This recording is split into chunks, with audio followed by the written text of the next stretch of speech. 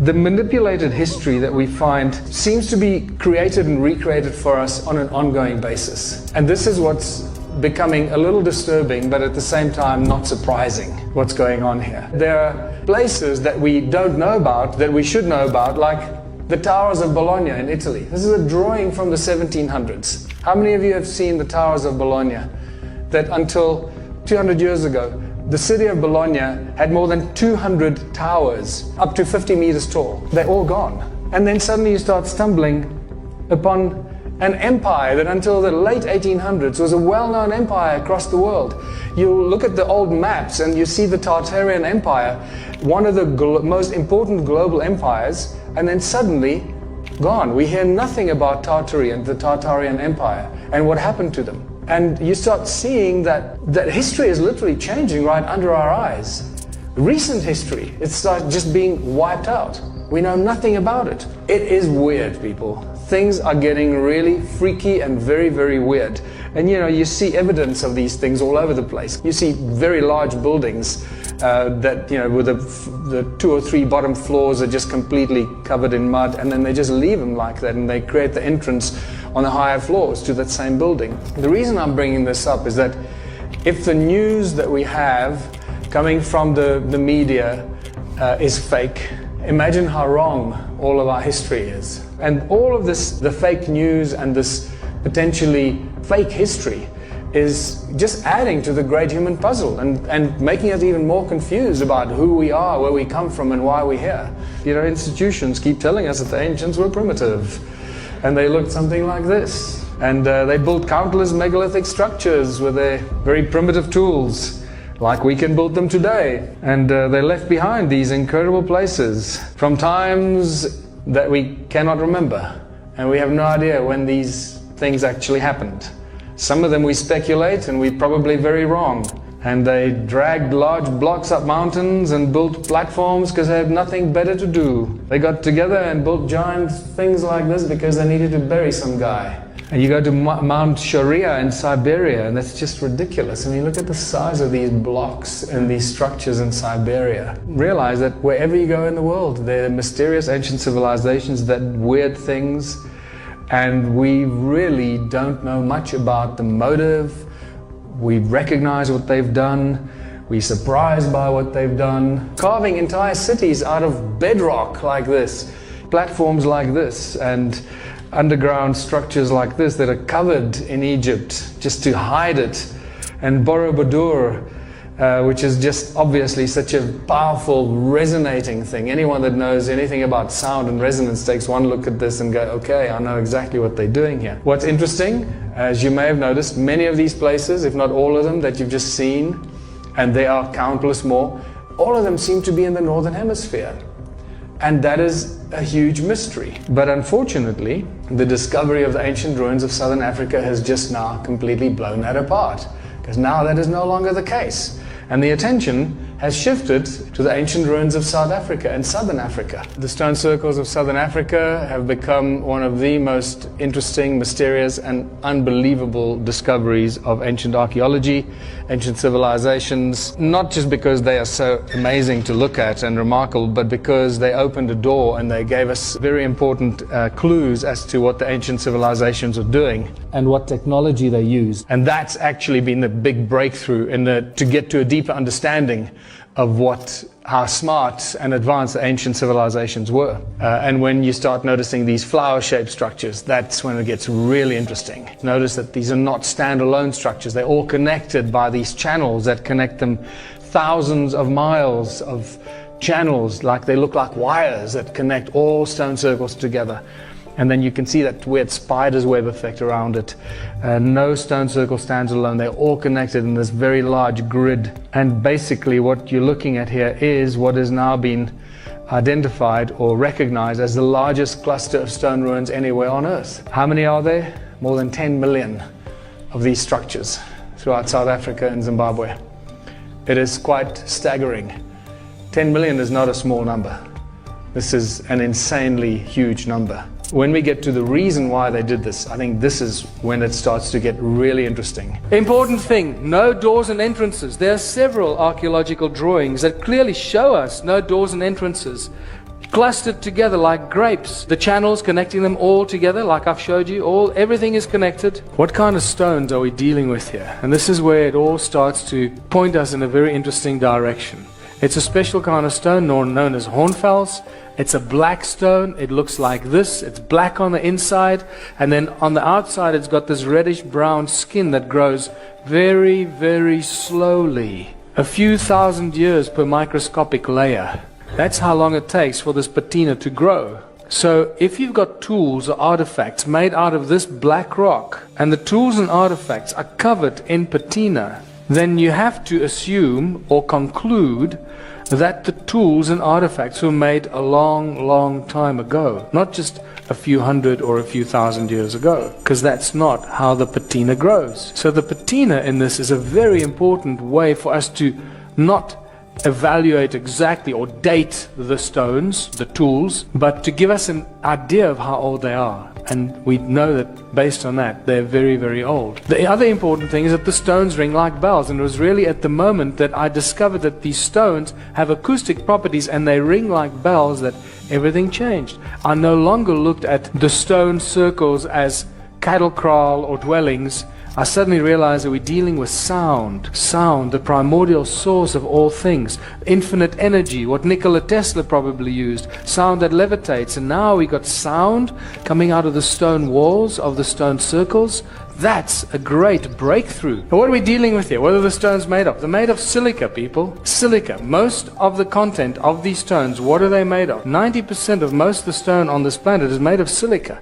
Sandstone is virtually pure silica. So here we have advanced technology used in ancient sites. The most advanced technology today is all silicon-based technology. Silica has memory. It contains knowledge. It contains information.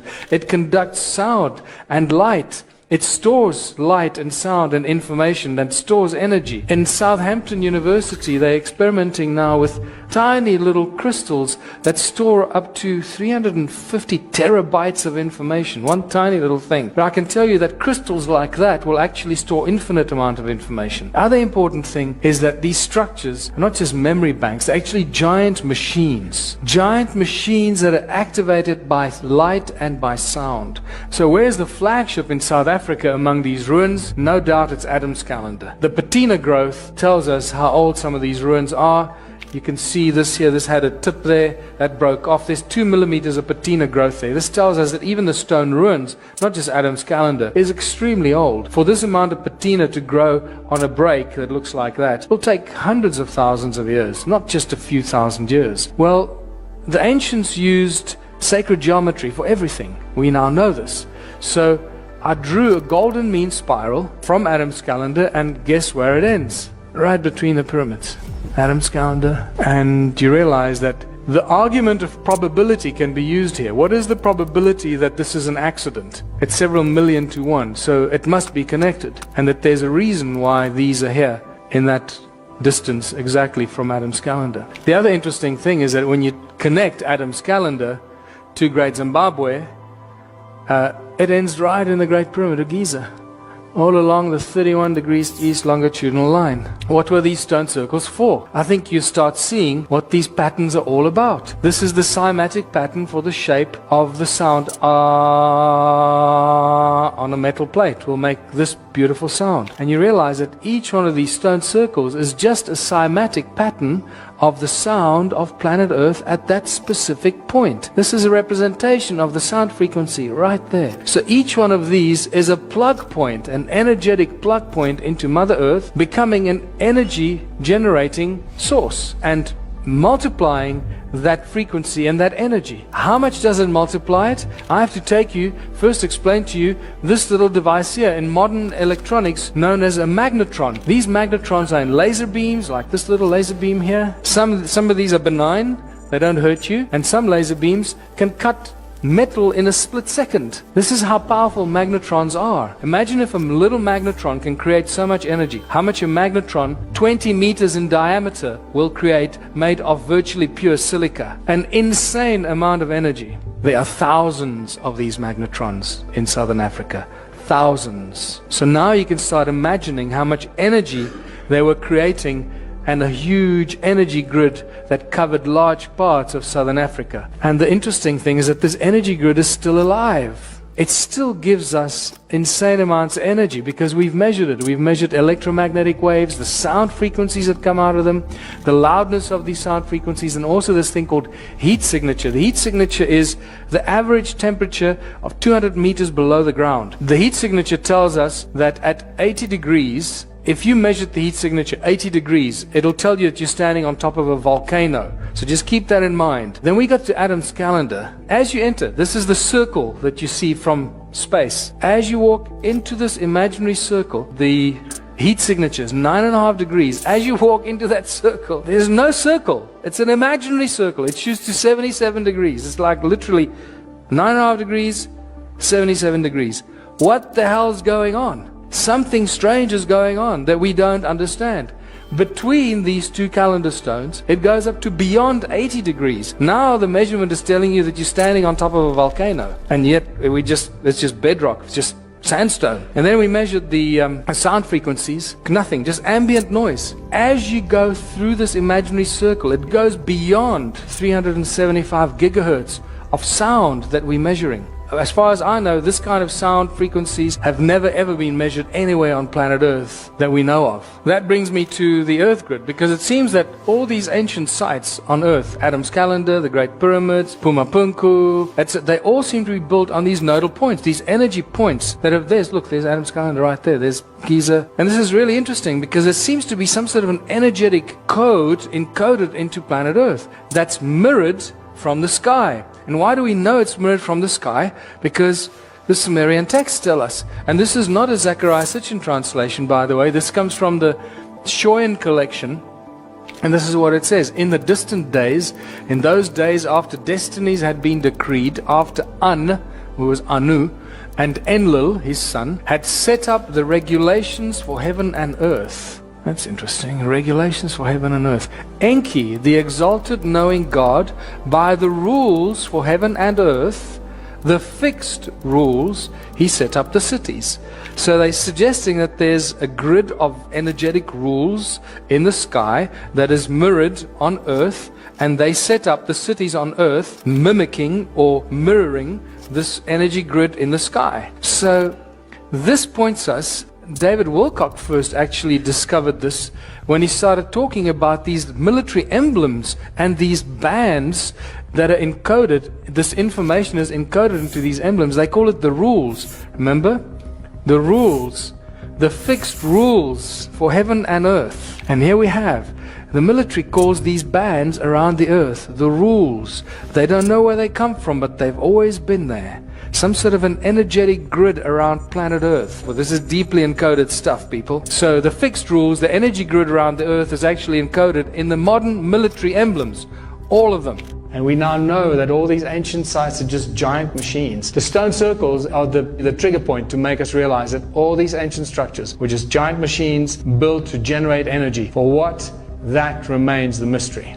We know that these are machines because sometimes photographs like this show us that energy is still coming out of these giant machines. Stonehenge, very obvious energy device.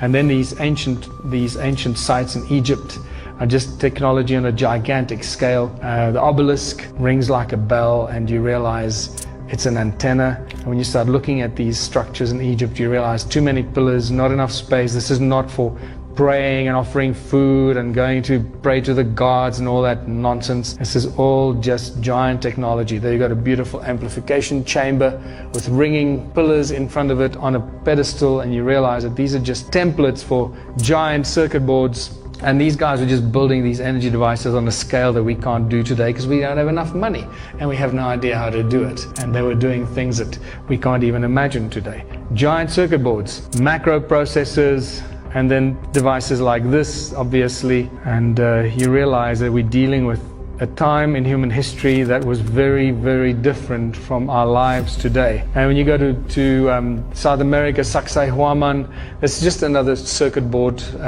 on top of a mountain. There's another look at it. Borobudur, Indonesia, just amplifying sound frequencies, shooting it up into the sky with a central beam at the top. And this all takes us to Caesar technology. Caesar technology that was only introduced to humanity in 2009, as opposed to laser beams. Caesar beams, infinitely more powerful.